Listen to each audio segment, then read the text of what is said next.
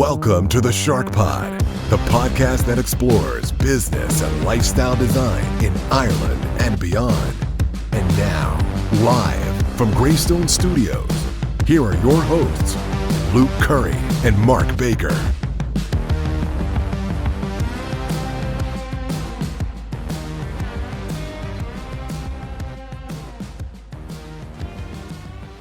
What is up, Shark Nation? How's it going, Niall? How's it going? Yeah. I'm good. So we've got Niall Scully here on the SharkPod. Mark Baker's with us as well. I'm your, one of the co-hosts, Luke Curry, and we are ready to go here. We are back in Greystone Studios. We took the podcast on the road. We didn't know how it would go really the first time.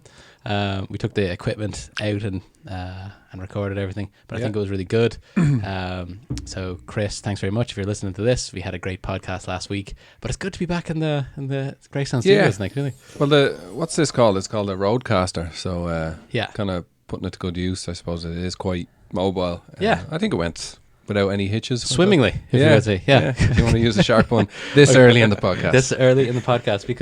Because I felt like last week we were Niall, we interviewed somebody that was running an education company, and it was like it felt very kind of businessy, which is good, but I felt like I couldn't really. It wasn't in the office. It's kind of a strange thing to bring up the shark ponds, do a lot of the swimming jokes, even wear the Shark Nation T-shirt, which Mark has the Hawaiian version on, available now on Amazon. Links in description. But we're sitting here today with our friend Niall Scully, professional photographer. Niall actually went to Cabinteely like me and Mark, and some of the SharkPod alumni who have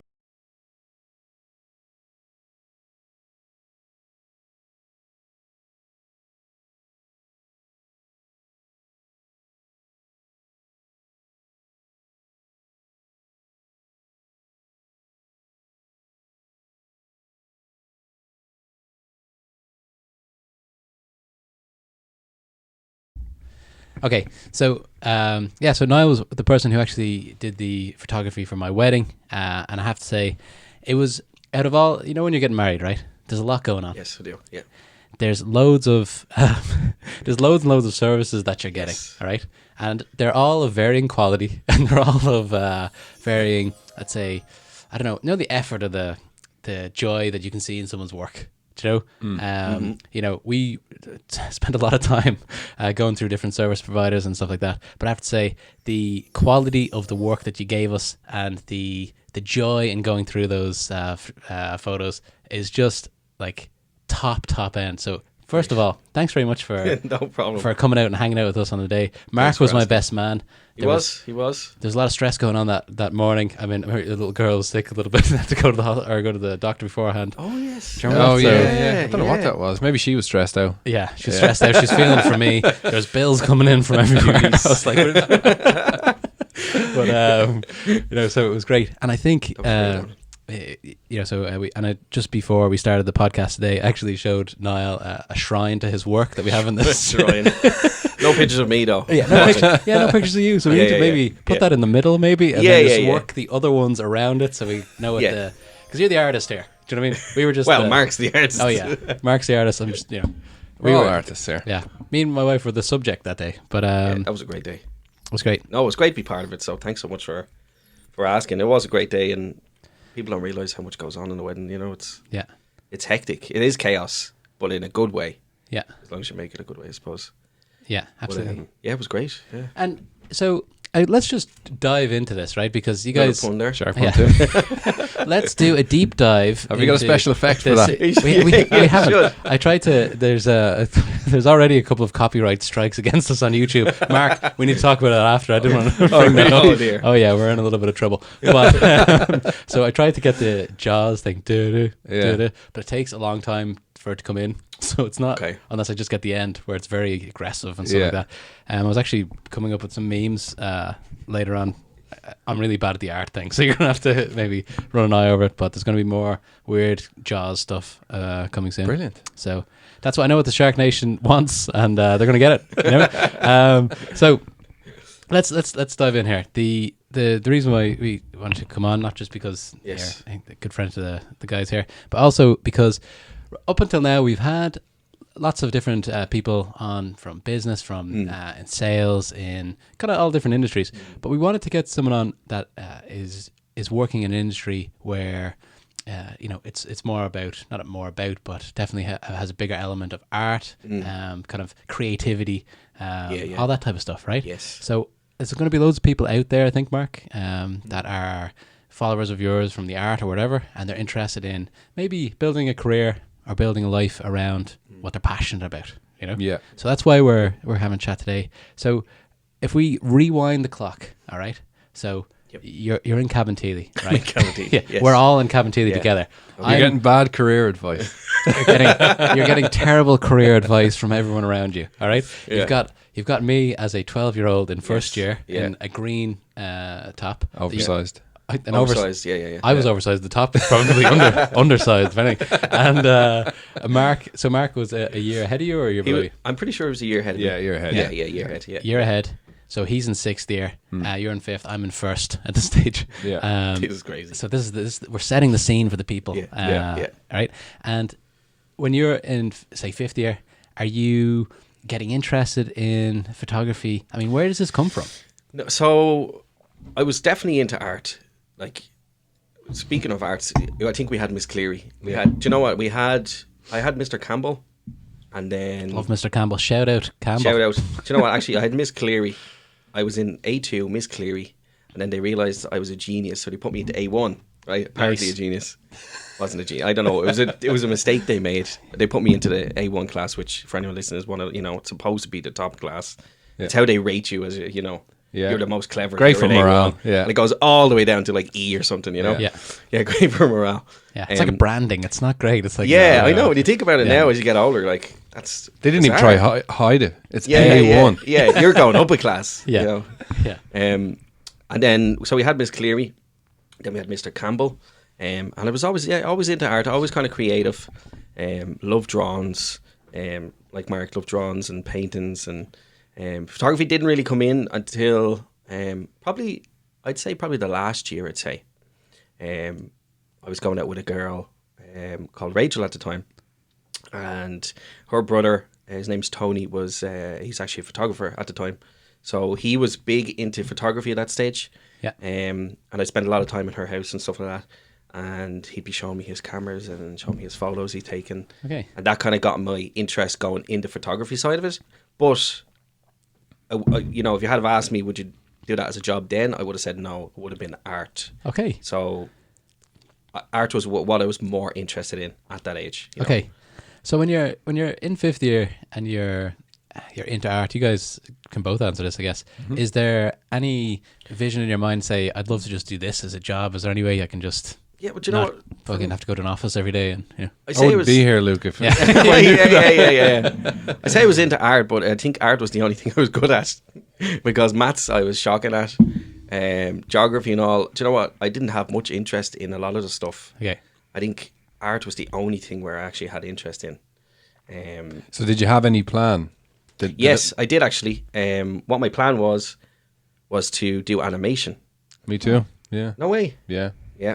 So you guys are kind of in class, kind of doing little scribbles about like little kind of little scenes and stuff. Is that there was no guidance in the art classes. Like the art classes, they weren't great, and partly because, going back to what we were talking with Chris that time, we weren't really, the art-minded people weren't really surrounded by people who were passionate about art. It was a class. It was a handy number to mess in, to take an hour off for most people, and probably still is. It shouldn't be. It's worth 100 points, just like any other Leaving Cert subject. Yes. But it was difficult to concentrate. And there's a lot of people messing. Like it was just like, oh, we're going to art. Similar, like you're going to religion class. You just go and you're just throwing rubbers around, or you're. But for me and a couple of lads, we actually had a lot of interest in it. We were trying to get serious, but then the teacher would be losing the rag because someone was throwing things at the wall, or So it's hard to progress your own kind of creativity when the teacher's spending most of the time giving out to someone else. 100%. If everyone's not bought into the process as well, it kind of creates an atmosphere of like crabs in a bucket as well, kind of dragging you down. You're like, what are you trying for? You know what I mean? I felt that. So with the animation, what did you know about it, and how far did you take it? Yeah, so my aim was to try my best. So finish the Leaving Cert, hopefully get enough points to go to do animation in IADT. Unfortunately, I didn't. I think I was shy of maybe 100 and something points. And that really dragged me down because I really wanted, like, I not that I was obsessed with animation, but on the verge of being obsessed with it. Okay. Like, I know it sounds ridiculous. And that's the place to go, IDT, for that. IADT, yeah, in Dunleary. Yeah. I used to watch Rent from Extravision, even up to my late teenage years. Yeah. Animation DVDs, anything that was cartoonish, just because I was absolutely fascinated with how they did it. And I'd always be like watching certain scenes of like, I wonder how they done that, and where's the camera in this moment and all that. I'm still like that. My wife thinks I'm absolutely nuts anytime I'm talking to them now. If my son's watching some Mickey Mouse thing, I'm like, I wonder how they created frame that. by frame. Did they create exactly that? Did they create that whole area and put the camera in front of them, and then, you know? And she's like, it's just a kid's cartoon. But like, that's how my brain's working, you know. And I'm still into that, but I didn't get enough points, unfortunately. What was it? So that day you go up? Did you go up to get them with everybody else? The points and all. You go to the car park and everyone's over their points. Yeah. And did you know when you opened that it wouldn't be enough, or was there? I was like, I honestly, I tried my best, like, because I put everything into the art. You know, I spent hours even at home just sketching anything and everything to improve my skills. And but then I was like, oh, you know, it didn't make it. So it's such a strange. It was a bummer at the time, especially with that type of creative thing, right? So, you know, you've got to get your points in physics to become an animator. I don't understand what's the connection here. Like, it's mad. I guess they have to figure it out somehow, but I think there's ways around it now. I think there is. I would imagine so. I'd hope so. Yeah. If you want to do something, you can do it. Yeah. I'd be pretty much like, that'd be terrible if that still is. It's still the case, because it was the same with me. I don't think I got enough points for it. And there was also like a portfolio you had to put in or something. Yeah. And I had no guidance on it. The internet was there. Obviously, we're not that old, but like it wasn't at the level. Sure, the connection wasn't at the speed wasn't at the level to give you the information. So I feel like nowadays it's probably a lot easier to prepare to get in if you're interested at age 15. Yeah. There's a lot more guidance now. There's a lot more. Even if you don't, not even a guidance counsellor, like if online, like YouTube, exactly, like whatever, you know. YouTube is the most amazing thing. Like it taught us how to work all of this stuff around here. Yeah. So like there's, I'm sure that there probably is a course out there for, you know, audio. Absolutely, or whatever. There's an Irish company actually called Allison. Have you heard of that? No. So they're called Allison, and they're one of the only in the world that offer free courses with actually certificates and degrees. Cool. So you can go on this website and you can type in what you want to do, what you want to, you know, learn in, and they'll actually give you access to full free courses. And at the end of it, you'll actually get certificates, which is amazing. That's amazing. How would you spell it? As Allison, as in the name? As in the name. Okay, yeah. But I mean, if we like you said, you'd like to think that it's changed now, you know, because if they actually singled you out back then, if they saw your creativity, you know, and they actually said, look, I'm going to single them out and, you know, give you more time, then, you know, things probably would have been different. You know what I mean? Like, but, you know, they're trying to look after the whole class at once, and they're trying to, it's almost like a hive. They're trying to control everyone at the one time, and they don't give the individual person the creativity, you know, which I'm hoping that they do nowadays, you know. Hopefully. Okay, so you don't get to the IDT. No. So at this stage, you're picking up your camera, you're hitting the streets, taking some. Actually, no, I'll tell you what. So photography hasn't even come into this yet. Okay. So what I decide to do then is with my points, I'm gonna go to. Someone's beeping there. Sounds like a bomb's about to go off in here. Get down. It's gone. Is it your pager, Luke? It's my pager from 1994, Luke. No, I think it was it's called a tile. It's how I find my phone. It's on my keys. I was sitting on my keys there, guys. Sorry about that. There's nothing. Right. There's nothing. There's nothing bad. Technology's slowly turning against us. Yeah, it's turning against us here. So anyway, sorry for the interruption. That's all right. So what I was saying was, I decided to go to Sallynoggin because I live in Sallynoggin at this stage with my mum. I came from a single parent home, and we lived with my granny until I was 7, and then we got our own place. My mum was on the housing list. I've probably gone way back here for you. Two back as in... No, it's all part of the story. My mum was on the housing list for 10 years, believe it or not. 10 years to get her own place. So I remember the day she got it, you know, told we're moving, we're getting our own place. It was great. So we lived in Sallynoggin then. So I went to Cabinteely from Sallynoggin, basically. Yeah. So with the college being across the road, you know, nice. I was very aware of, like, you know, what they were doing, and I knew that they had an art, you know, course classes, you know. So I signed up to do the art in there, and they actually have art/photography as a course there. All right. So that's kind of where it all kicked off for me with the photography side. So that's your first kind of exposure to that. Exactly. Okay. Exactly. So I do that, and in there, similar to school, they're teaching you, you know, how to draw, and they're asking you to draw stuff that's really interesting to you and all. Like, thinking back now, it just sounds, you know, ridiculous. Like, you know, I still have my portfolio, and it's like I've got a picture of a guitar, but then they want you to look at the guitar like it's something else. So I'm like, oh, well, it looks like a woman's neck. So I've got pictures of the guitar like slowly transforming into like a woman's neck, you know, Nice. with the strings. And then you've got to make it in cardboard and like paper mache. Not really paper mache, This but kind you of know. sounds fun. I like this Yeah. course. So you're like, but then when I get to the photography class, that's when it's like really hits me, and I'm like, I actually really love this. And what I was saying earlier about being singled out, the actual teacher, or the professor there, actually did single me out because he knew I was interested. And he was like, hey, why don't you come back after, you know, class, or come back during the evening, you know, spend an hour. And so I did that, and his name was Joe, and I think he's still there actually. From then I did go, you know, when he said, and I spent more time doing the photography side than the art side, you know. So I spent more hours after school, or even during my lunch, after college, during my lunch, going, you know, spending time doing that. So that kind of, he could see that I was interested in that side of it, and then he was the one that actually kind of, you know, pushed me, which was good. Because it was actually one of the questions that I sent Mark before this. Sometimes before the podcast, we'll send each other questions that we think or stuff that we're curious about the guest. One of the things was the kind of was there like a mentor or someone who turned you on to this? And I guess would that be the first person there, the teacher there? Well, I'd say, do you know what? Probably the girlfriend I had at the time, her brother would probably be the first guy who actually introduced me, as in showed me photos. Yeah. And got me interested. And he gave me one of my first cameras, which was a Nikon, and it was basically a film camera, you know. So you're loading film in at that stage. So I had that, but I didn't know how to use it really. So that was just in my room. And then, you know, when I started photography in the Sally course, the guy was like, oh, do you get yourself a camera? And I was like, oh, I actually have one, you know. Nice. So he was like, oh, bring it in, I'll show you how to use it. So he showed me how to use it, all the settings. And so he would be the mentor side of it, you know. Yeah. And he basically showed me the ins and outs of it, and how to, you know, expose. And back then it was obviously film, so you have your own lab in Sally College, which is really cool.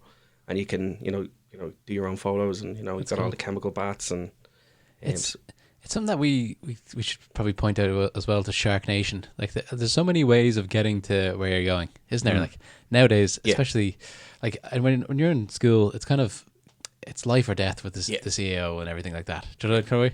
And Sally Noggin, further education, I believe it's called. That's it. That's like a lot. I know a lot of people who went there. They did like the fitness course there, and now they have got their own little gym, or do you know the kind of way, like there's ways of doing things that it's not just, you don't have to go to UCD for this. Do you know what I mean? It all adds up as well. Like, sometimes people think like, I might go and do one course or whatever. It didn't work out. It's not. But like, they might have met someone there, or they've learned something from it, and then the next course, and then they don't like what they went into as a job then, and it's like, oh no, that's that year wasted. But sometimes it's not, and generally it's not. It's all, and looking back at my career, it hasn't. It's all actually added up. And you can leverage off different, whether it's people or skill sets, or knowing what you don't want. So you're learning. You're constantly you're taking different parts of your life, I suppose, different parts. It doesn't feel like that at the time, though. It doesn't feel like no, exactly. But like when I actually finished that, I didn't go into photography then. I went to IEDT then. Okay, so it was kind of a bridge. So that was I was young. I was like, what am I going to do? You know, and then like at that age, like what, I'm like 18 probably, 18, 19. Like, I haven't got a clue what I want to do. So I went to Sally Noggin. I guess doing art and photography, the art side of it was like, honestly, we probably skipped a few days. Me and a friend of mine probably played PlayStation in our house, going in late, you know, eating chicken rolls, watching the first taste of freedom. Maury Povich, you are not the father. Exactly, And then photography class came, and it was like, I'm going to go to a story about Maury Povich. No one wants to. Anyway, love Maury Povich. He's welcome anytime on the SharkPod. He's got some stories. That's mostly what we were doing. Like, you know, photography game was like, I gotta go. You know, photography classes, like, so we probably ditched a lot of art class, unfortunately. But after that, I think I spent 2 years there, maybe 3. Then I was like, oh, what am I going to do now? You know, no more watching Maury and eating chicken rolls. So I was like, well, I have enough points to do something in IDT. So I actually went on to do audio-visual media technology. Oh, cool. Which was something that was totally different, you know, because I was like, I'm really interested in like, you know, wires and, you know, audio. And so I lasted a year in there. It was a 3-year course and I absolutely hated it. Oh, it was very technical. Was it not? It was. Arty it enough, was like? not interesting enough for me. I thought it was going to be more like filmmaking and, you know, the video side of it, but it was more like soldering a positive to a negative to get this sound. And I'm like, that to me, I'm interested in that now. Actually, funny enough. Yeah. But back then, when I was like 19, 20 or whatever, I was like, what am I doing? You I don't care about wires. Like a director or something at that stage. Yeah. So you know, that's the way my life went. Then after that, then was gone on to jobs and whatever. But, you know, I still had that photography interest in me, even though I had dropped out. I dropped out of IDT. Yeah. I did the 1 year and I was like, it's not for me, you know. IDT's weird, and that's where I went to college as well. Oh, nice, yeah. And it's a lot of people kind of come and go. It's kind of, it's a school where people kind of try to go find what they're interested in more than, it's like, they'll give this a go, because a lot of the courses are, I don't want to say out there, but a lot of courses, they're different than the normal kind of accounting track, law track. It's very much, you know, see if you like this, right? That's what it's like. So I think there's a lot of churn because of that, but it doesn't have to be a bad thing. But it's just something interesting. So I noticed that as well. I did the business one there, so we were kind of we were the weirdos over in the prefab building. And all the art people. I remember one time they removed our couch and they replaced it with a replica paper mache couch, and we were going mad. Like, so I wouldn't know where to be going over there. One side's art, one side's business. Yeah, exactly. You'd be just in the car park crying to yourself. I don't know what to do. Okay, cool. So IDT, you tried that. This is so I worked in the Nordics for a few years through work, and this is a very typical typical kind of end of teen lifestyle for these guys. They try a lot of things. They don't really settle on a career until they're in their kind of early 20s, and then they go to college for that. Just in Ireland, we put ourselves under such pressure. Do you remember? I don't know if you felt like this, but I dropped out of DIT. I went there first. It was a mistake. We've talked about that on the podcast as well. It was I'd never done Italian before, and it was international business with Italian. I was the only ambition, blind ambition. Mark, see, me and Mark are a good team because I've got the ambition. Brilliant. Mark's the executioner. Anyway, I just wanted to live in Italy for a year. I thought that sounded cool. As part of the course, you got to go to like Bologna or something. Anyway. Absolute disaster. So I dropped out after 2 months because I got half my capitation fee back or something like that for the next year, and then I went to IDT. But I remember when I dropped out, I felt like I didn't know what I was going to do now. I couldn't go to college for basically another year. And then I started labouring, and it was like... You feel time's ticking. Everybody else is moving so fast. Yeah. And I was only... So looking back now, I was 18. I had I could have done anything I wanted at that stage. But it's just, you know, so gets in on you. Like. When you finished up, how did you feel then? Did you feel a bit lost? Yeah, totally lost. Because I was like, what am I going to do now? Like, you know, I've tried 2 different colleges, you know. I've definitely taken things from... Well, one of them, I suppose, is the Sally Noggin one, you know. And I was just like, what am I going to do? I was totally lost. So I think it was just looking for a job then, you know, getting out there, just, you know, trying to get an income and just, you know, try my hand at working. Was money an issue then at the time? It starts to become an issue. Yeah, you know? It does. Yeah, money. Yeah, it does. I mean, you're at the age there where you're like, you know, you're not getting your pocket money anymore for, you know, cleaning your room or making your bed. You got pocket money? Wow. But like. I came from, so a single parent, so my mum would get up at like 5, 6 in the morning and she'd go and she'd have to clean the toilets in the Rogerstown Lodge Hotel, which I think I had a different name at the time, you know. The Victor. Shout out to the Victor. Yeah, shout out to the Victor. Yeah. And she'd be back like, you know, for 8 o'clock, you know, this is when I was going to school. So, you know, we always kind of not struggled to get money, but we definitely had less money than most people, you know. So when it came to a time where I could actually earn my own money, it was an amazing feeling, you know. And like I can actually start making money and bringing it into her, because I still lived there, obviously, you know, bringing it into the household, you know. Yeah. And what was her opinion on the whole thing? You know, your career, your journey, your. Yeah, my mom's always been like, you know, working is, you know, important. You know, money's important, but happiness is obviously way more important. So whatever you want to do, make sure that you're happy to do it. But I wasn't sure, you know, like if I was happy or not, you know. And And, you know, progress is like, I think progress is the foundation of happiness. You know what I mean? Yeah. If you think about it like that, you know, the more you progress in life, you know, the happier you're going to be, you know. But I was kind of stuck in a rut, which a lot of people, I think, at that age are as well. Yeah. And you're kind of just, you know, your wheels are spinning in the mud, and you're just like, what do I do now? You know. Okay. Um, How do you go from that? Then what's what's your first job then? Yeah, so first job is just another one totally on, you know, nothing related to anything I did in life. Was a mortgage officer. Okay. Yeah. Okay. So took a right hand turn on that. total right hand turn. So I basically got a job in First Active Ulster Bank. It was the first active building for Ulster Bank, which is in Leopardstown. Right? Okay. So where Vodafone and all that is now. Oh yeah. And I basically got a job, and I was the interest only guy. So if you applied for interest only, I literally picked up a stamp and I said yes.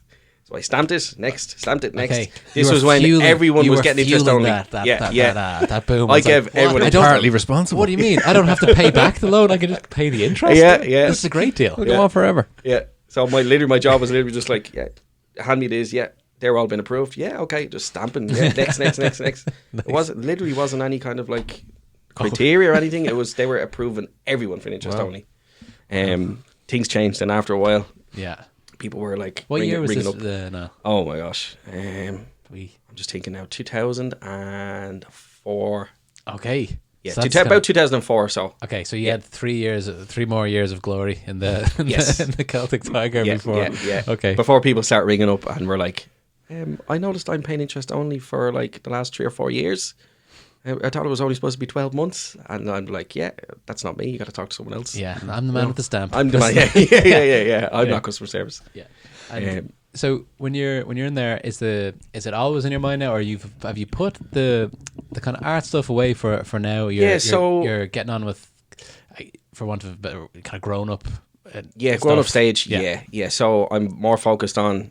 I'm not going to say I'm more focused on mortgage side of things, but I'm focused on, you know, saving up money and, you know, with the idea of potentially moving out and, you know, but photography's still in the back of my mind, and it's in the back of my mind so much that I'm considering at this stage moving forward with it, as in I'm considering tagging along with people I know who are actually in the wedding industry at this stage, which I didn't know it even existed until I met someone that was a wedding photographer.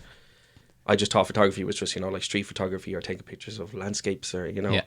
And then I just, you know, came across a friend who was like, oh, I'm a wedding photographer. And from then I was like, oh, that's really interesting. Like, you know, how much do you get paid? And they were like, well, they tell me how much. I'm like, whoa. Yeah, nice. That's nice. That's it. Yeah. Could do that. The switch, like, okay. Yeah. You hand back your stamp and you say, stick that up, you know. No, okay. So this is interesting as well, because I love the wedding industry in Ireland. Yes. If you can get it right, you can do very well. And people are. It's one of those things that we were talking about during the week off air. We were talking about it's great to have an industry where there's a kind of a pull rather than push, where you're not kind of outbound a lot of the time. Once you've got your reputation, once you've got your marketing up and running, it's something that people like getting. Yeah, do you know what I mean? They want to get the best service. It's one day in their life. What would have pulled you towards Niall's work is you saw how good it was. Absolutely. And you came to him. Exactly. He didn't have to go to you and say, Luke, are you getting married next year? Yeah. I just sat back and exactly. you rolled in the door. And with your wallet. With my wallet and my wife with her demands. So no, I'm sure she was fine. But so at that stage you figure that out. A light switch goes on, and this is kind of what we were talking about. So this is kind of maybe a series of mentors. Someone who switches you onto it and say, listen, this is what I'm doing. Exactly. So at this stage, I'm still in mortgages, but then this is in the back of my mind that, wow, that's a lot of money that you can make from doing, you know, shooting someone's wedding, you know? Yeah. So it's not for a while. Like I have another job after this that's not even photography related, but on the odd weekend, I'll go out with this person and it's called like shadowing. Okay. So I'll follow them on a wedding day. Almost like an apprentice type thing. Okay. Exactly. Yeah. But you're in the midst of it. So you're on someone's wedding day. You're involved in it. But you're not like taking pictures. You're watching what the photographer does. Trying to stay out of the way as well. Trying to stay out of the way, yeah. But also helping the photographer with their bags and changing lenses and all that. So I'm shadowing this person for a while, you know, over the space of time, you know, while I'm in the mortgage place.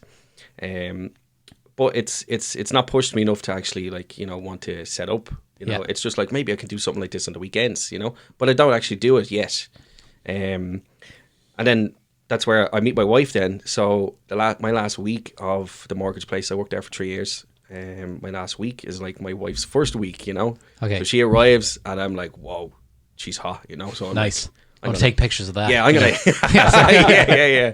I'm gonna extend my stay. So I end up, you know, we get chatting and all, and I'm like, oh, this is my last week and all. So anyway, long story short, I extend my stay, and we start going out and blah blah blah. And I'm like, you know what, I'm gonna leave. Like, I really don't like this job and all that. Like, so okay, so decide to leave. I leave, and then I get headhunted, which was cool. I got headhunted by. Actually, sorry, I skipped an actually very important one. I left and I went to join a travel company. Okay. Now, I did mention one to you earlier on, but it's not that one. It was one called Central Or, which was in Blackrock. And it was basically like a reservation. You book hotels and all that on it. Okay. You know? So I stayed there for a few years, still learning the photography stuff in my own time, the weekends. It's a long journey. It is a long journey, yeah, because I'm not 100% confident. You know when you're not confident in something enough to take it on and offer it as a service. There's no way I could do that, you know, because I'm like, I wasn't that skilled yet. I didn't have that information, but I still had the interest. It's kind of something that you can't really fake it till you make it. If you're not confident, you get one chance to get the wedding right, and if it's bad for everyone. And that one chance wrong is you can't just do like, I'll just do this little crappy wedding first. They won't care. You know, exactly. It's important. The ones that are on the noggin in. Yeah. I mean, I'm not hating on those people, but so I work for Central Or, which is in Blackrock, which is, you know, like I said, you book hotels and all that. Then I get headhunted by a company in the UK called Travel Republic. They're another, you book hotels and holidays and all that, another travel company. So they're like, oh, we've got nobody in Ireland working for us. Would you love to work for us? We basically need someone in Ireland to travel Ireland and go and visit hotels and get them to sign up to our website, you know? Okay, so you're kind of in sales in that. Is that a sales role? Exactly. So I move over to like sales account management then from the mortgages, complete right-hand turn again from mortgages into travel then. I'm just going with the flow at this stage, you know, because like my money's getting better and they're offering me more and more, so I'm getting more money each time I change jobs. So I'm just going with it, like, you know, I'm still young, you know. So I work basically there for about a year, and they're like, oh, come on over and give us a report every 6 months. They fly me over to give them a report, you know. So they fly me over one time, and they're like, yeah, okay, so sit down. So we're actually letting you go. They flew you over to say that? I was like, yeah, they flew me over. They're like, you have to make your own way home. Yeah. I was like, what? Why? Like, you know, well, you know, it's not really working out great. You know, you've only signed up to 100 hotels. I'm like, 100 hotels in a year was like really good for me because now I have to say this job was like the most pressure job that I had ever worked on. Like there was times when I wouldn't sleep at night. Yeah. Like thinking, I know it sounds silly, but like to me and my wife, we had moved into Greystones at this stage. So we'd moved out. We had our own place. But this job was so pressured that you couldn't really sleep without, you know, you had so much to do and you had a quota to hit. And every morning you'd have an actual, like a phone call with the actual main boss of this company. You know what I mean? Yeah. The manager, like, and if you didn't hit this, then you were kind of in serious trouble. You know, you need to have a certain quota each week. So it was a type of job that was really stressful. So they flew me over and said, look, we're letting you go. And I was like, we're only moving into Greystones, you know. They're like Greystones. Greystones. Yeah, I'm living by the sea. And we just got engaged as well, you know. Yeah. So we were like trying to save for this. Literally just started saving for a wedding, you know. So they let me go, and it was from that point when they let me go. I got back home to Greystones. I said to my wife, you know, what am I going to do? You know, and she's like, well, this is your chance to do something that you actually want to do. 100%. You're not tied down. Yeah. I'll fund you for the time that you need. So we were like, look, we can't afford here. We're gonna have to move. So we moved to her parents. Okay. Making sacrifices now because we had no choice, you know. So we moved to her parents, and then within that time, that's when I was like, I'm gonna try and set up my own photography business. And weddings is something that I'm going to try and get into. I've got the experience from shadowing people. I'm still going to use the next year or so to learn as much as I can and try and get it up off the ground, you know. Okay, so you gave yourself a year to kind of get into the groove of it. Yeah. That's a big thing as well. Sometimes when people go out of business on their own, they say, okay, I'm going to, in 2 months, they're like, okay, I packed this in. What have I done? You know, but a year. I think it's well, you know, I had to sign on, and like anyone that knows me knows that I'm not the type of person that can sit around. Okay. Like I can't sit around for more than an hour without having to do something. You know, so I signed on, and during the time that I signed on, I ended up signing up to different courses online. You can do courses like you can get degrees and diplomas, certificates. I've done a couple of those for photography, got a diploma and then an advanced diploma into photography. But I was still signed on during this, and it just killed me every time I had to go down to collect the money. Yeah. Every time I had to get down and sign on, queue up, I was just like, this is not me. I don't I need to speed this up and get out of this. I just hated that feeling. So many people go through that process where they do have to sign on for a bit. Yeah. Can they not do it to ease the pain a bit? Like they don't want to. I don't think. I think it's the lining up that's part of the thing. Yeah. Because I know. Because then if you do like a fast course or something, sometimes they'll put it directly in your bank account. Yeah. I think, or if there's some. So it's to discourage you, but I know some people have to be discoured, but some people. Are legit. There is legit for 4 years. Yeah. And it's like you don't have to keep. It was exactly. Yeah. I mean that would make sense. Like, so what was your first paying gig where you're like, I'm a professional photographer? So for context, what year is this now? This is about 2000 and let me see. The first time 2013 was the first time I'd done my first wedding, but not as a business. Okay. It was my cousin's wedding. Nice. And it was €150 in my pocket. Boom. Right there. To be honest, I didn't want to charge at all. But like, family are like, you don't take this, blah, blah, blah, I'm not talking to you, blah, blah, all that. So I was like, okay, well, €150. Yeah. But I wasn't confident enough to charge them more than that, and this was my very first one. But like I said, it wasn't like a professional service. It was just me taking pictures, of my cousins getting married throughout the day. So we done that in the Royal Marine, and the photos were. If I look back now, I'm not gonna say they were great, but back then I was like really happy with them. You know, it gave you a little bit of confidence there. It did to push on and do this next. Exactly. Yeah. Exactly. And then like you said, it just gave me confidence to go on and push myself and learn more.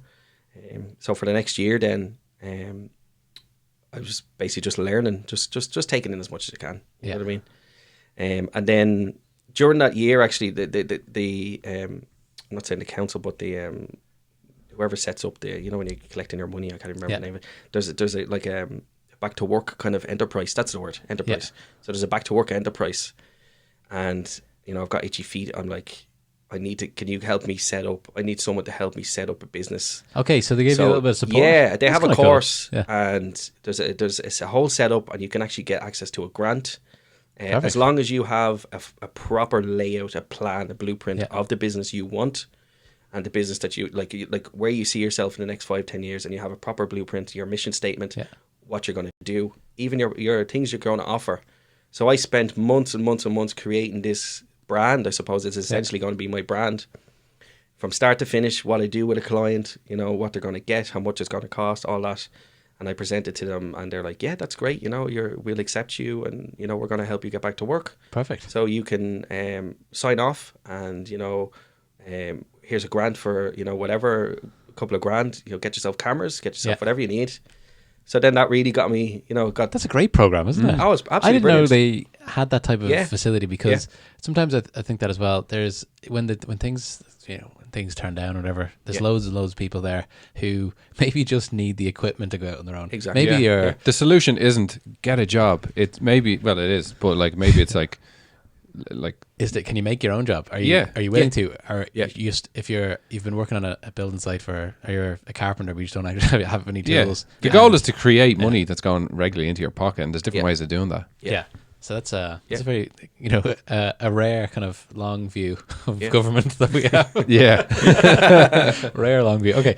All right. So you're up and running now. One of the questions that I said to Mark, because it's such an interesting industry, right? What's the most important thing? Is it the marketing at the beginning, or is it word of mouth? Is the branding? What's the? I got really lucky, because I officially went as a business, Niall Scully Photography, in 2015. You know, I had shot weddings 2 years prior to that, but it was like a weekends thing, you know. So 2015 is when I was full on. I'd shot a wedding just before 2015. It was a friend of mine's wedding in Powerscourt, and I was using those photos on Facebook and I think Instagram I don't even know if it was as popular as it is now then. Yeah. But, you know, trying to use that. And then a company called Wedding Journal online seen my photos, and now they're a huge UK company. Nice. So they've got the Wedding Journal magazine, and they've got their website, and they do in the RDS they do this these wedding fairs, 3-day event thing. I know. I have to go to those. I don't go Torture. yeah. No, I was saying that's another great business. Yeah. If you're running conferences like that, people flock to that because they I want get thousands of people going in it's there. Unbelievable. Anyway, going. Thousands of just brides and just the lads just following them around like puppy dogs. Just like I want this. So they called me up and were like, "Oh, hey, we saw one of your pictures of Powerscourt online. Do you want to? We're doing like a 25,000 free wedding giveaway. Do you want to be the photographer for this?" And I'm like, "Well, how many photographers is there going to be? Like, am I going to be the only one?" It's like, "Oh yeah, just you. And what's going to happen is if you say yes, you create a package that's worth $2,500. At this stage, I'm like €150. Yeah. So like, how do I create like, a package for $2,500? You know, I was like, yeah, I could do that, no problem. So I'm just like, this is an opportunity. Yeah. This is an opportunity for me. So this is a door, you know. I'm like, I can do that, no problem, you know. And she's like, well, that's great because, you know, it's going to be on 98 FM and then it's going to be on buses, the side of buses. So your logo is going to be on. Oh my God. So I got really lucky and I'm like, yeah, go for it. So like within like a couple of months, this goes live and I see my logo on the side of a bus. The guys on 98 FM are talking about my business, and then I'm on stage on a catwalk in the RDS. Modeling. Side gig, side hustle. You got to pay the bills somehow, Mark. You know, when you've got it. Modeling, presenting, you know, my certificate worth $2,500 that I created, basically to this winning couple. Pre-or, for all free. Exposure. Man, that's amazing. So from that, basically, people got to know my brand because it was on the radio, it was on buses. Now there are people walking around looking at buses like, oh, that's good photography. But the radio really helped, you know, because the two lads really talked about my brand and how I'm going to make them look on the wedding day. You know, I still have the actual clip and all that, you know. And from then, it was just word of mouth. Then, you know, people got to know, got more likes and more. So that really boosted my name as Niall Scully Photography. So I was really lucky with that. So that really pushed me, you know. That's amazing because even though we went to the same school, you knew Mark and all that type of stuff, like Katie was the one who found you through Instagram and stuff like that. Yeah. And she, you know, heard about the reputation, all that type of stuff. We looked at your stuff. We looked at loads of photographers. So, but there was a different level. There's levels to the game. Yeah, in every game. Yeah, in every game, exactly. And that's something I wanted to ask you about because I think nowadays everybody thinks they're a photographer. Yeah, like I think they do. It's fair to say. And I got a new phone recently, and you're thinking of going into photography? No, the camera is unbelievable. They're getting amazing. So I would say if I was to say like like an amateur photographer being say me or Luke with our camera. You know, what's the difference between that and then someone who has a serious camera and then you, a professional photographer?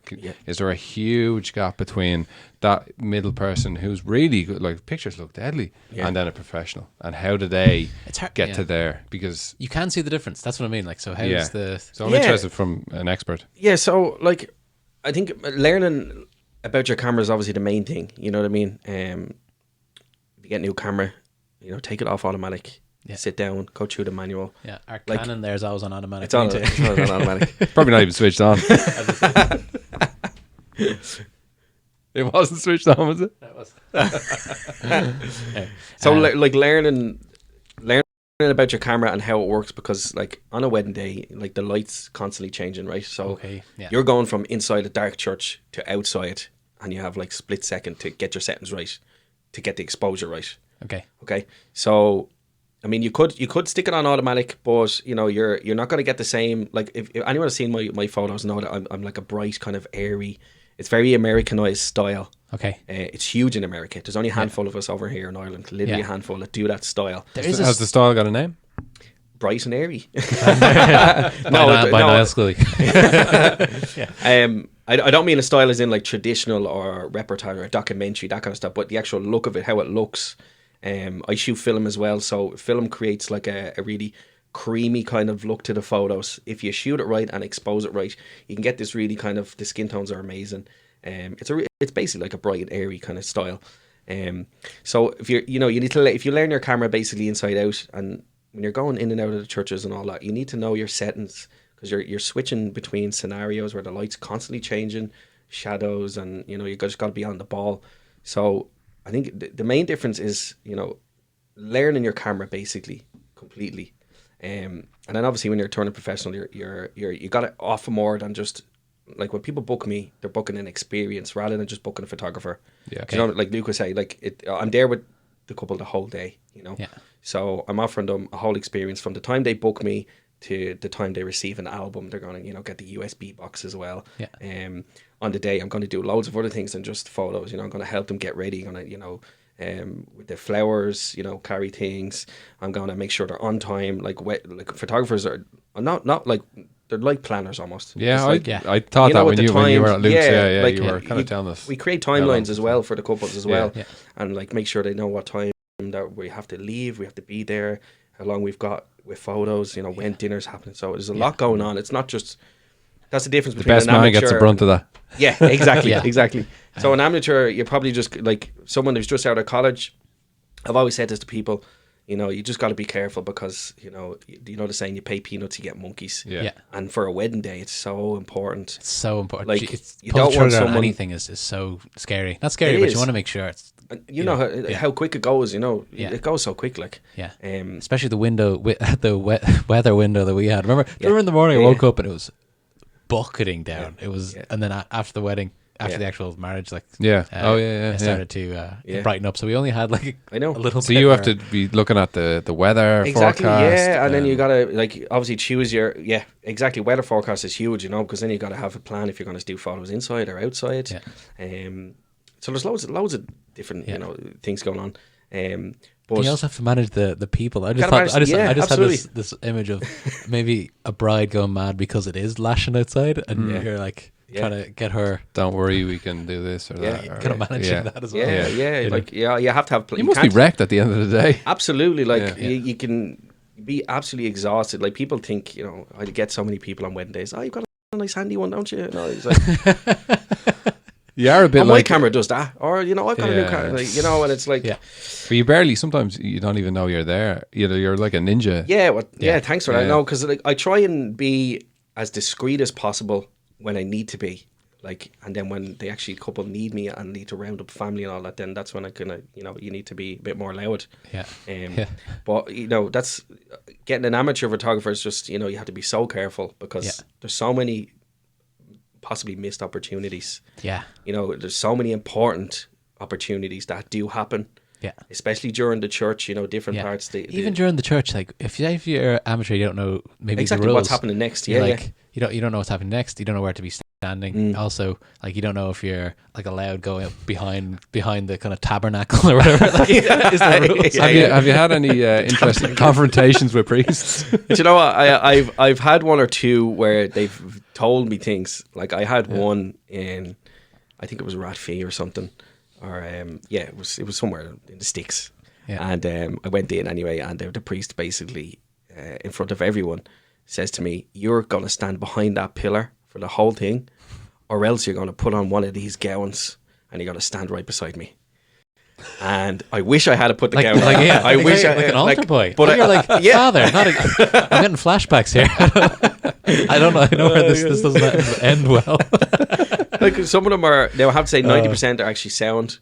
But you will get the odd few who are very like old school, and they're like, I don't want to hear anything. Don't be moving around. No flash. It was actually in our wedding. It was like, although he was real old school, he did kind of just let us do our own thing with with photos. And a lot of them are like that. They know you're there to do a job. Like, I'm hired by the couple, not by yourself. But I understand that this is his place of work.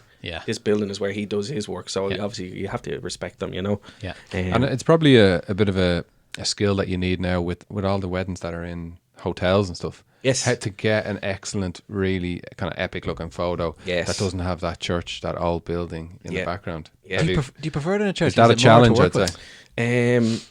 I find hotels, it depends on the hotel, because some hotels may have nice gardens and all that, and you can, but some of them are very, very tricky to work with, especially if they're just like a simple plain hotel with red carpet and like white walls, and there's no creativity flow that you can actually do anything with. If I had to choose, I probably always go church, just because I love buildings and I love the architecture, and you can do cool shots with like the actual architecture itself and windows, and you can get great silhouettes with the colourful windows and all that. So have you got a favourite church? Top 5 churches? Top 5 churches? No, Top 5. I actually don't. I do love shooting in venues though as well, because some of the venues you can actually go to are amazing. You know what I mean? Yeah, the castles and all these loads of stuff. Yeah. There's there's so much land as well. Okay, cool. So you're blown up now. You're on the catwalks of Dublin. You're all over a Dublin bus. When do you feel like, how long does it take from when you start the kind of the grant process and all that type of stuff to I'm a professional now, I feel like this is what I can make a career out of this. So how long does that take? The first year is difficult, because as well, I know I said your name's out there and all that, but you're still trying to build up your brand, you know what I mean? And you're still trying to get money in, because only a few people have probably heard you, so you're probably getting 2 or 3 bookings a year. I think the first year I got 4 bookings in. 4 bookings, which for me at the time was like, wow, that's 4 bookings, and that was, I think it was like $899. I think was the price. Okay. Actually, no, sorry, $650. That was my. It went from $150 to $650. That was the big So, and then from $650 down up to $899. Yeah. So I think the first 2 years were a bit of a struggle, financially as well, because my wife was obviously supporting me as well for this, and we were trying to save as well. We're still trying to save for our wedding, so I'd say the first 2 years were a bit of a kind of build up your brand again, and try and build up like a profile on Instagram and Facebook. Social media was like huge. Facebook, I have to say, back then was like the biggest, the place to be. Yeah, way better. Like nowadays, it's the worst. I have to say, everybody comes on here and says the same thing. Yeah, Instagram is unreal. What did Shay McLaughlin said? It was it's for either really young people or really old people, and I think he nailed it there. Yeah. So when you're it takes about 2 years to really get going. Yeah. What's the maximum amount of weddings that you would want to do in a year? Do you like in a way? Is there? Yes, because every Saturday, every Sunday. That's the thing. Now it depends. I know photographers who are doing 70, 80 weddings a year. Okay. Like Jesus. Yeah. Flat out. Then all the editing. I'd say that's the most time consuming. Yeah. You can spend like a week or 2 weeks just on one wedding. Constantly just looking at the same couple's face all over. Yeah. Day in, day out, but like it's it could take up to 2 weeks or so. Sorry, I lost train of thought there. So how many weddings would you want to do a year? So is there an optimal number for you to say, okay, that's actually at the moment, yes, because I've got a family. Yeah. Right now, if you asked me and I didn't have a son, yeah, I'm doing 35 to 40 now at the stage. Okay. And that's taking up most of my weekends still. Yeah. You're 52 weeks, right? Yeah. A year. Yeah. So you're almost looking at 30, 40, possibly weekends, Yeah, it's a lot to give for, because the weekends is with family as well, because you want to spend more time, as I'm getting older now, getting an old lad now, and I've got a son, I want to, and my wife obviously want to spend more time at home. Yeah. Now, we're trying to save for a mortgage at the moment, okay. So I'm taking in as many as I can, up to 40, 45 at the moment. Okay. Now, when we get the mortgage, I'm going to reduce that back down, because I want to. I think everyone lives the dream of charging more but doing less work. Yes. And that's what I've achieved in the last 2 years. Yeah. I've got well known, and I've put my price up to a certain point where I've been very nervous to do it before, but the bookings are coming in. Cool. And every 10 bookings I'm going to increase my price, because that's how I take it. Okay. as that's people want you. Every 10 bookings I'm going to increase my price. Why we should maybe put that as a shark tip for those photographers out there to say, okay, there should be a system in your business to say, okay, if it gets to this level, we up the price, or do you know what I mean? Pricing's always tricky. Like it's something you don't know where to start, because it's people think of it as like a make or break thing. You know, you can increase your price and then you never get any bookings. And if that happens, then fair enough. Just reduce your price back down. Like you don't have to, go crazy or think that you're gonna, fall apart. Yeah. Just give it a chance. Yeah. Do you know what I mean? So I did it, and I increased it, and I think it took probably give it a while. You need to give it a couple, like 2 or 3 weeks before you see any changes. I think it was the last week of mine, maybe the last 2 days, I was gonna drop it back down. Yeah. And then a booking came in, and another one, and another one, and another one. So I was like, perfect. That's the level now. So I'm going to keep it at that, for the next while. But you got to try it. You know what I mean? Yeah. Is there a busy period and a slow period? I would imagine the price would be. If it was me, as thinking of a business hat on, it would be like, okay, 699, like Ryanair. Yeah, kind of, but a bit more solid than that, Yeah. Do you know what? Years ago, there would have been. Nowadays, because you've got so many different types of ceremonies, it's not just all church stuff now. You've got spiritualist, humanist ceremonies any day of the week now, and then, like any month is like. So there's no such thing anymore in the photography side now as we've got a slow period. Yeah. It's like, but I still have to do the work. It's like you don't ask a plumber, say, listen, it's January, can you give me a, exactly. You got a cheper rate in January, than you do in summer. It's the same because I'm still doing the same amount of work. But in the winter times it's actually harder because I've got less light to work with. Like I could do weddings in December and January, and the light's gone at 3:30. Yeah, and like someone's getting married at 2:00. Yeah. So I'm stressing out that I have to get all these photos done before it gets pitch black, because when people are booking photographers, they don't really, and of course they don't think about the light. It's something that you never, it's something you never think of. But you should, and it's a tip for people getting married. Check your seasons and check what the light's like for those seasons. You know what I mean? Because light goes so fast, and obviously it's so important to photos. You know what I mean? If you want certain looking photos like my ones, then you have to get photos done. During the daytime. Between 12 and 3 or whatever. So no, summer would be the super busiest at the moment. Yeah. From in photography, I'm just put my business hat on here, my shark hat on here. Like, is there anything else that if that you can do to earn money as a photographer as opposed to just doing your events, your weddings? Is there any other kind of side things in photography related? Yeah, in photography. Yeah, so the first 2 or 3 years, I signed up to Airbnb. They do like an experience, which basically consists of, say someone booked an Airbnb in Wicklow. When they booked their little house, up pops, do you want to do an experience? So I copped onto this.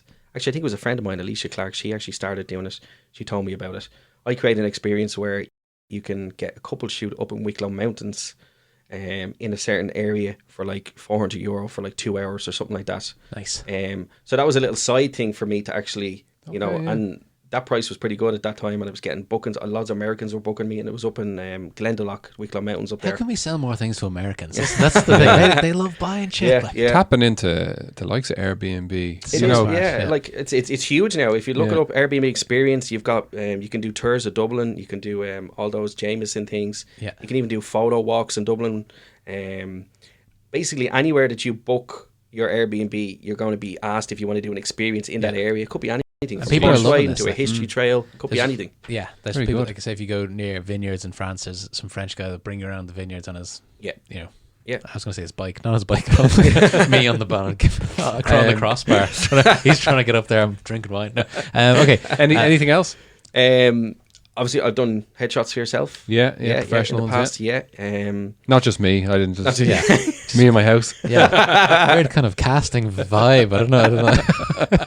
Low lighting. Anyway, is the corporate side big, or is it of interest? Do you know what? It's less creative. Or? I do. I still get asked. Like I still do a lot of side stuff. I do a lot of. My profiler on Instagram is by now. I've seen that. Yeah, and LinkedIn.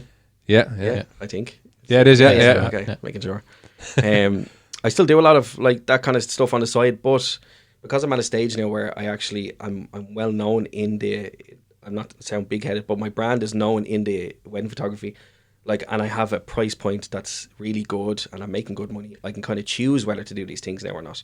I actually, to be honest, I prefer doing weddings. I know it sounds ridiculous. I prefer doing weddings because for me, doing headshots, like studio ones, requires studio light and requires knowledge of studio lights and flash and all that, which is like opposite of what I do on wedding days, because wedding days it's all natural light. I don't use flash. That's a choice for me. Now some photographers do use flash, but it's more for traditional old school kind of look, And using flash creates a different look. It's very harsh compared to natural light, you know? Yeah. So for me, I prefer doing weddings than corporate stuff. But you can, like I've done corporate stuff with yourself. A lot of family shoots as well, which is another big thing that I actually added to the Airbnb. It was a family package you can do as well, you know? Very good. It's so interesting because we want to, at the beginning, if people are getting going, if you had to rank the stakes of the different projects, the wedding is top. I would say the stakes are high to get that right. Yeah. A corporate, probably less so. You could probably do a good bit of that, and they're kind of happy enough with a certain level. But one of the questions that I sent to Mark as well, there's going to be a lot of people out there who want to get into photography and maybe listen to this, but it's one of those careers where we don't really know what a typical day in life is. Like, we know that you take pictures and you're also doing editing, all that preparing stuff. Yeah. But like, what's a typical weekday for you? Is it mostly editing, or is there a lot of downtime where you're trying to think about inspiration or Well, at the moment, obviously, because I have a son, a 3-year-old.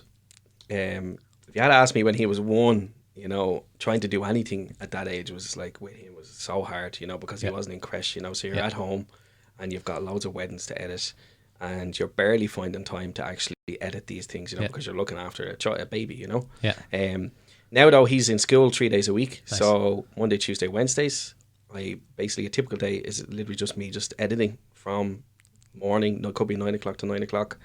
Like, really? Yeah, just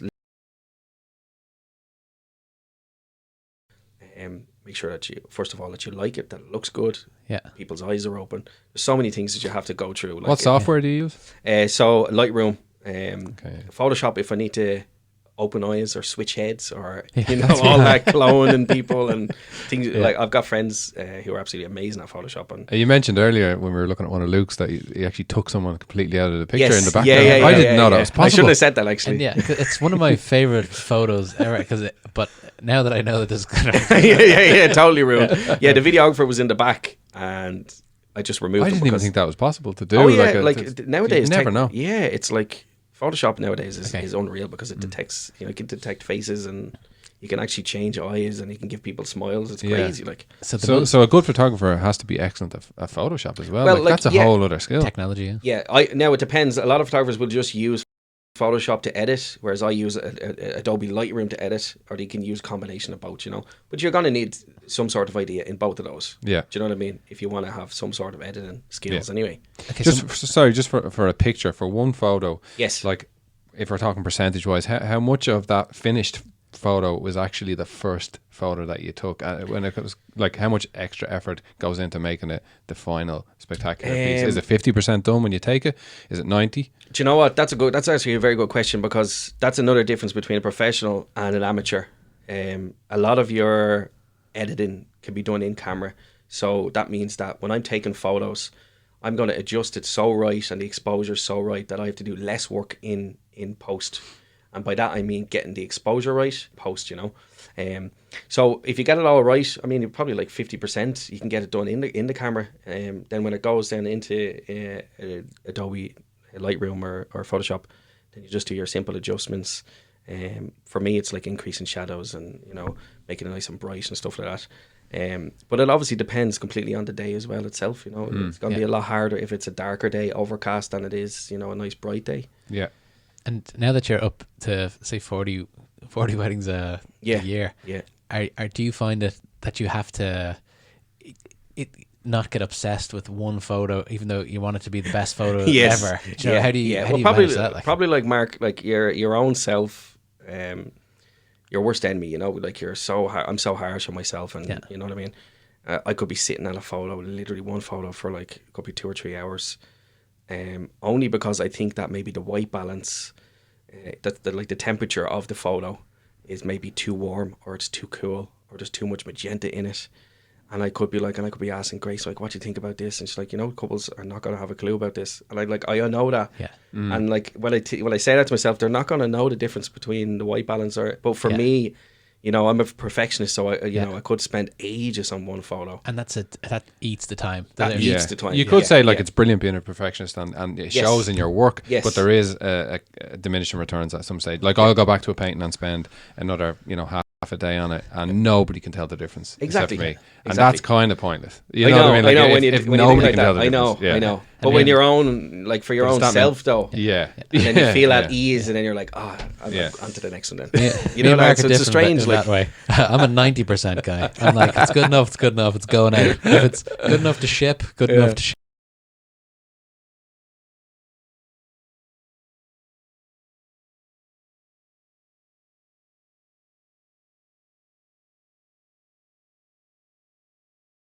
That's what I was saying. No, so that's obviously I'm not an artist, though, but that's really interesting as well, because I want people who want to be photographers to know that okay, there's going to be a long road here with making sure that you are doing any type of apprenticeship, or it's a skill that you definitely have to learn, and also be around people who are real pros at it. Yeah. Also, if it's not all about shooting great photographs on the day, Exactly. you're going to spend a lot of time staring at a screen. So if it's your dream not to be working on a laptop all day, it's not going to work out for you in photography. Okay. Yeah. Is there anything you can outsource? Yes, actually, funny you say that. The last 2 weeks or so, I'm actually decided to outsource all of my weddings this year. So what that means is there's actually companies that will edit your photos for you. So I'll basically send them the way I edit, like guidelines, okay? So I'll send them how I edit, and then I'll create. So my style, I can create it like almost like a preset. So I can save it as a file the way I edit, like the greens to be certain, the shadows to be all the way up, the highlights to be a certain. And I can send it to them and say, look, apply this on all of my weddings. And they'll I think the turnaround at the moment is about 8 to 10 days. So the one I use is in San Francisco. It's called the Ginger Lab. Nothing to do with the way I look or the hair. You're like, I didn't choose it because of that name. Right? They take 8 to 10 days. So they'll send back. So I'll call all the wedding, send it over with the instructions. They'll send it back. It'll be fully edited. And I'll go through each photo and make sure that they've done everything right. And that the temperature's right. I'm, be very kind of harsh on myself in relation to temperature being perfect. Cropping as well. So they're giving you like all of the basics. Almost, it's probably 80% done when I get off there. Maybe 90. Like the last 2 or 3 weeks now, they've nailed it. It's about 95%. Wow. So that just means that I spend only the next 2 or 3 hours going through each one, making sure they're straight and that the white balance is perfect. That means then that I can shoot way more photos. Do you know what I mean? So that's how people do 70 photos a year, 70 weddings a year. They're actually taking them on board and they're pushing them over to this outsourcing. And this is the way forward with business. Like, you got to think about that, because it's so easy for you guys as artists as well to be like, okay, I'm going to own every little piece of this. But if you can say, like I said, if I were you, I might just send them out after 80% or whatever. But Mark's looking at me because he knows that it's true. I spelled gorilla wrong in my LinkedIn. Did you notice that? I did notice that. Yeah, I forgot to say it. It's okay. Anyway, spelling's not my thing. And how? Sorry, like if we're talking about just kind of outsourcing and it's all about man hours, reducing the man hours that you're putting into. Exactly. How else? And maybe it's not possible in photography. How can you 10x what Niall Scully, like what he does? How can you bring it to that next level? Is there a next level in photography? Is it a company? Is it Ginger photographer photographs? It's probably taken. Like, is that? Do people think like that? Do photographers think of that? And they have 5 that use your brand, those guidelines. So you're getting, and then if they want you, they have to pay extra. You know that way? Is that like what's the next kind of? Like starting. Like every year, I'm always trying to think of something. What's the next? And I think, for the first few years, you're starting out, and then you're like, what's next? And I'll add on some capability of clients to be able to log into a client portal. That was like year 1 or 2 for me, so they can log into this portal online. And they can view their questionnaire and their invoices and all that, and they can control a lot of things. And I'm like, what's next to that? Well, the next thing I'm going to add on is like an online gallery where they can view and download their photos, and they can share them on Facebook, share them with their friends. So I'm always trying to add on stuff that's different and try and, what's next, basically. For me, I'm going to keep doing this like for as long as I can. I would love in the future if it was something like Niall Scully was a brand where people wanted to work for me. Under Niall Scully, other photographers. Do you know what I mean?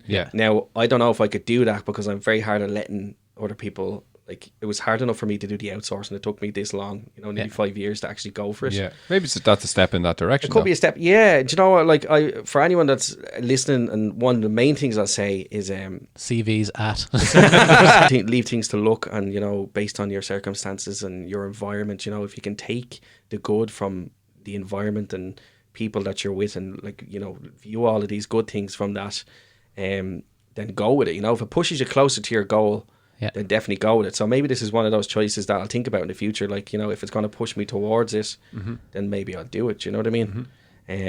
But essentially, I would look. That would be something that. But I am hard at letting things go and other people control. Like, I'm probably a control freak when it comes to my own business.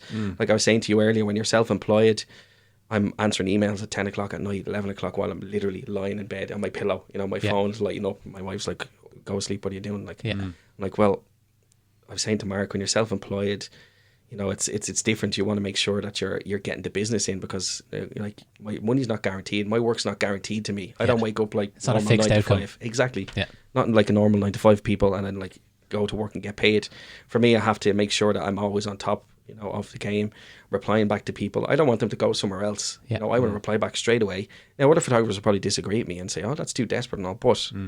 You know, everyone does things to Paying off. Sometimes it is a matter of minutes or hours, and then they go somewhere else. They got someone. Especially when it comes to weddings, and like, people, because people want to, if they inquire with you and want to know pricing and all that, they want it now. Yeah. Like, they want to view it now. They're like, you don't want to have to give them a few hours and then they get out of the excitement of it. You know, you want to get them while they're in the excitement of contacting you. I'd stick an auto response on the email and say, look, let me know. Thanks for your you know, application or email. Let me know when suits for a call in the next 24 hours. Yeah. There you go. Put that on. Yeah, absolutely. You know, you can get our book time with me here. Have a calendar link. Yeah.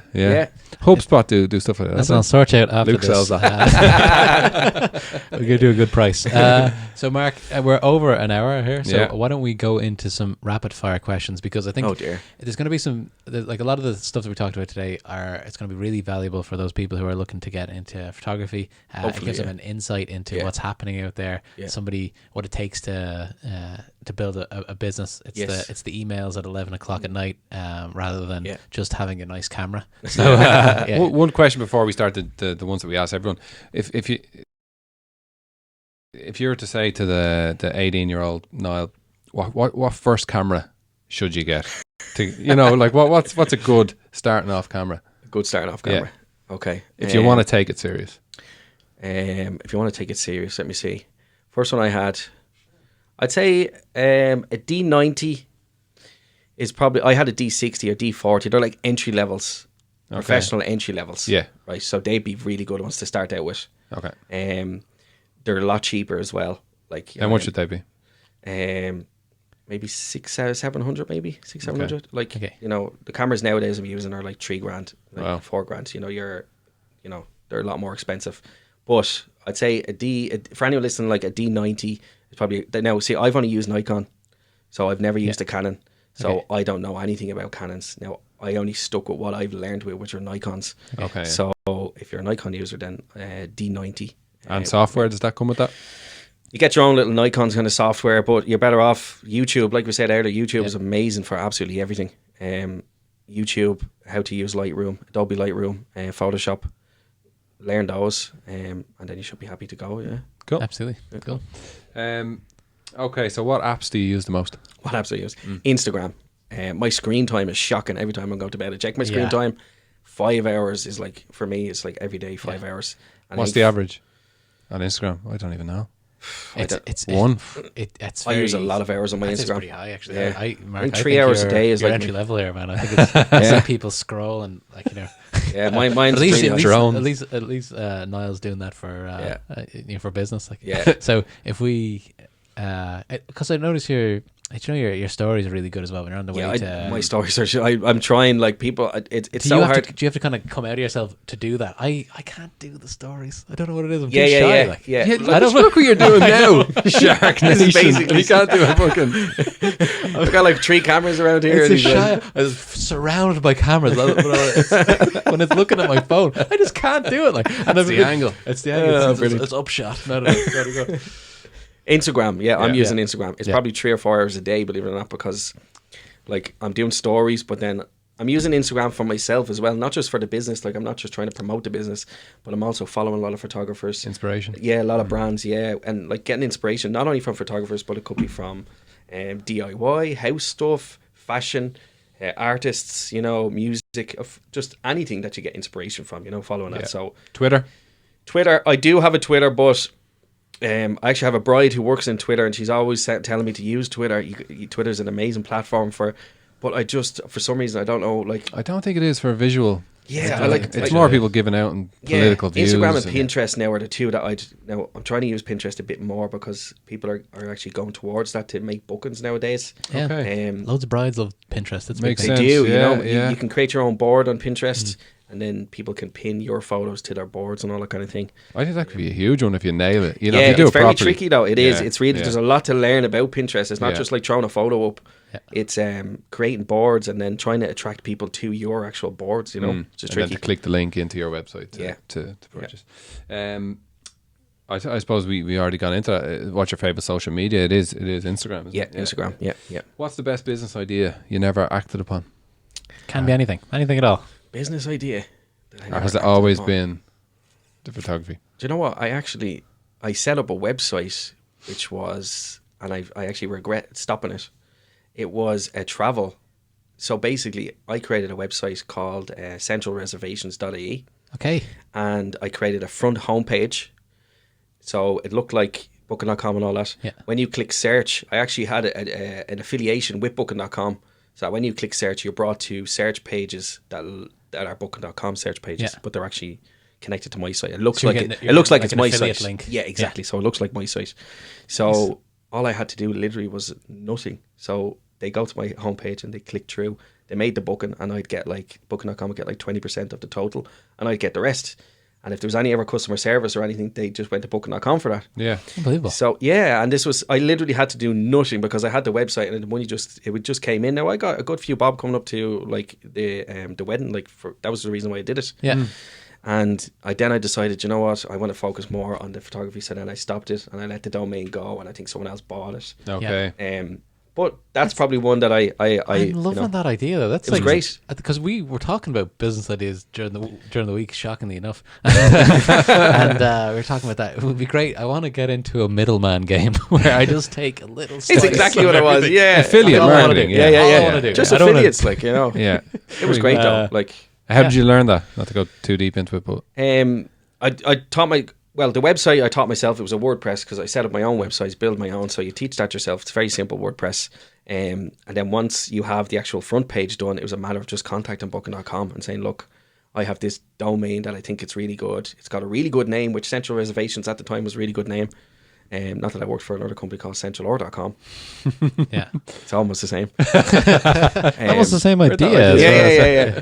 And contacting Booking.com and saying, look, you know, can I be an affiliate? And they were like, yeah, here's the link. They sent me loads of code that you basically have to input yourself and just, you know, get it up and running. And it was like, so that's probably one that I've probably wished that I had it, you know, kept going. Yeah. As in, you could still have it as a side thing because there was literally zero effort that you had to put into it. Yeah, set it and forget it. They click search and they're gone to Booking.com search page, but they think it's yours. Yeah. So it's almost like you're tricking them, you know. Yeah. Love it. That's a great idea. What time do you get up at in the morning, and what time do you go to sleep? Depends on what time my son wakes up. So the last while he's waking up at 6:30, and we take turns getting up each morning, you know. So she might come up one morning, I'm up the next morning, and then I'm like very old at this stage, so I'm probably in bed by 9:30. Wow. Yeah, That's I know. The same as Chris last week. Yeah. I won't tell Do you you know what what? time I go to bed. It's a long day. Like, you know, he's in school obviously, so you're editing, you're working. I just got into a routine of just going to bed early. Okay. Just getting old. Cool. No, it's good for you. What, like, regards to networking, what kind of people would you like to connect with for business, or do you need to connect with more? Or that's a good question, actually. Learn from, you know. Do you mean actually in the business or in business in general? So probably going to be that wedding industry or whatever. So we like at the moment I'm in like a group of friends that. That's fine. That's all right. Yeah. Group of friends that we're all photographers, and we kind of meet up when we can every now and again for coffee. And what we'll do is we'll bounce ideas off each other. They're just photography related, you know. But I do some business stuff with other people like interior designers or stylists and planners. I do work for them as well. I think trying to aim for people that are in similar, like, it's all about networking. So you want to kind of to talk and get connected with people that are almost in a similar kind of, creative mind as you. You know what I mean? So stylists and planners, interior designers, that kind of thing. And you probably meet them on your journey. You'd meet them on your journey. You would. Yeah. Cool. How much money is enough money? Ooh, it's always a tough question there on the SharkPod. Tough question. Do you know what? Like, I think the most important thing is to sit down. What we've done the last few years is myself, my wife, she obviously has a full-time job herself, and I've sat down, and because it's my business, I've sat down and I've said, how much money do I need to make this live next year? How many weddings do I need to take in order that this is still alive next year? And each year have to do that, So we'll sit down and we'll figure out, okay, all I need is like 12 weddings. And it could be 12 weddings at my $2,500 price, or it could be 12 weddings at my $4,000 price, whatever. But I think it's between 25 and 30 or something for my 25 or so. Sorry. I think it's about 12 or so weddings it was last year at my $2,000 price in order for the business to actually go on to the next year. And that's expenses and all. But because I'm actually taking on more weddings this year, then I'm looking at paying VAT now the last couple of years. So it means that I'm working harder. I'm taking more weddings to pay the tax man. So I'm giving away a chunk of the money to the tax man because I'm taking more money. You know what I mean? So it's very hard you're chasing your tail, you know what I mean? So you're taking in more money, but you're giving him more. So then I need to take more in to recuperate that, but then I'm still giving him more. So it's kind of a pragmatic approach that you actually have to this, where you're trying to plan that out. It's very important to sit down and say, how much money do I need to make sure that this business is still here next year? So work out how many weddings you need to do and what rate you're at, and then you can figure it out yourself. Now, it did take me a few years because the wedding, it's very tough with expenses, and then you got to factor in albums, and then if you are hitting the threshold VAT, then you got to make sure you're implementing that as well.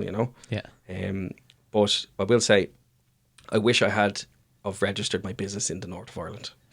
85,000 is the VAT threshold across the border, an hour away. It's 37 here. 37 here. Wow. Which is like drastic, Yeah, it's drastic. So for anyone listening, register it in the north of Ireland. Exactly. Get up there. Get up to Nuri. I mean, you're saving some amounts, you know what I mean? Like it's a huge amount. Cool. How about one more, Mark? We're pushing our time here today. Okay. Let me do two, right? Yeah, two. go on. Yeah, go for it. You got it. You got it. Quick fire now. Okay. Is it who you know or what you know? Oh, that's a tough one. What you know. Okay. Yeah. Okay. It's the same with Shay. I think any of the ones where you're actually doing something, it's what you know is a big thing. Yeah. Like photography, stuff like that. Right? Yeah. If you could advise someone to learn one skill, what would it be? Any skill. Maybe say the 18-year-old now. A skill. Any skill, though. Any not skill photography related. Could be soft skill. Could be a very technical photography skill. That's a good question. Is social being a skill? Yeah. 100%. Like, well, that has been literally every answer we've had. Are you serious? Yeah, communication. Yeah. Like in this job, like being sociable person is like huge, especially like you're with couples and their families for literally could be 12 hours a day, and I think you need to be a good social person to deal with that, Yeah. Because it's some of the feedback that we got from Niall is that everyone enjoyed working with you. Imagine, I've been to some weddings where the wedding photographer was like, it's a bit difficult, like a bit kind of not aggressive is the wrong word, but I know like you're saying they're a diva. They're a bit of a diva. Like you're wasting my time. Their big day. Yeah, it's their So that's a really interesting answer. So very good. Yeah. So we've probably pushing about an hour and a half here. So sorry about that. I want to be respectful of your time because this has been a super episode as well. It's really branching out for the SharkPod. So we do appreciate you coming up to Greystone today, Greystone Studios, aka my box room. Beautiful box You room. need to wear that T-shirt with pride now. Represent. Yeah, I will. We've got your SharkPod. Absolutely. We're going to see that out in the Thank you very streets of Arklow. Yeah. So thanks very much for coming along. I'm going to tidy some stuff up and post anyway, so I won't do the outro now. But again, if you guys want to learn more about what Niall is doing for your weddings or for whatever, we're going to be posting the socials after this as well, and also in the description. So thanks very much, Niall. Thanks, Mel. Cheers, Niall. Thanks, Cheers. Mark. Thanks, Mil.